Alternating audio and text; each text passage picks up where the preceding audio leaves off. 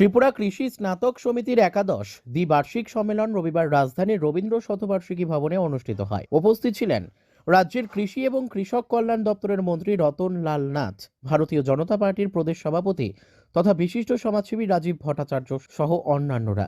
অনুষ্ঠানে ৮ জন প্রগতিশীল কৃষককে সংবর্ধনা প্রদান করা হয়।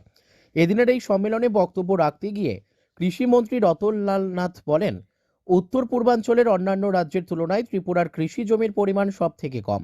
রাজ্যের ১০০% মধ্যে মাত্র ২৪% জমিতে কৃষিকাজ করা হয়, কিন্তু তা সত্ত্বেও খাদ্য শস্য উৎপাদনের দিক থেকে ত্রিপুরা স্বনির্ভর। আর এটা সম্ভব হয়েছে একমাত্র কেন্দ্রীয় সরকারের বিভিন্ন প্রকল্প থেকে আসা অর্থের ফলে।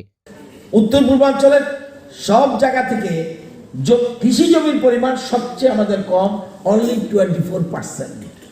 24% আমরা বর্তমানে 8টা ডিস্ট্রিক্টের মধ্যে আমরা 3টা ডিস্ট্রিক্ট দক্ষিণ গোমতী সিপাহীজলা অলরেডি আমরা খাদ্যের স্বয়ম্বর, ধানে এবং খাদ্য শস্যে।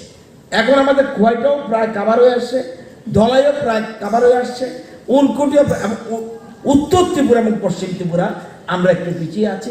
আগামী কিছুদিনের মধ্যে এই উত্তর ত্রিপুরা উনকোটি, ধলাই এবং খোয়াই খাদ্যের সরবরাহ বলে আমার বিশ্বাস, এবং এই জন্য কৃতিত্ব কার আপনাদের। একটি রাজ্যের কিংবা দেশের অর্থনৈতিক বুনিয়াদকে শক্তিশালী করার মূল হাতিয়ার হলো এই কৃষিক্ষেত্র।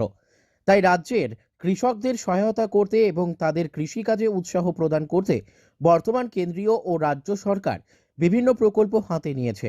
বক্তব্য রাখতে গিয়ে একথাই বললেন ভারতীয় জনতা পার্টির প্রদেশ সভাপতি তথা বিশিষ্ট সমাজসেবী রাজীব ভট্টাচার্য।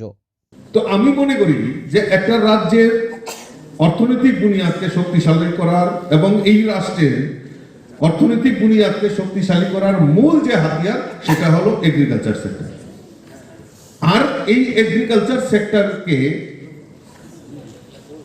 মানে আলাদা মাত্রায় নিয়ে পৌঁছে দেওয়ার যে দায়িত্ব, যে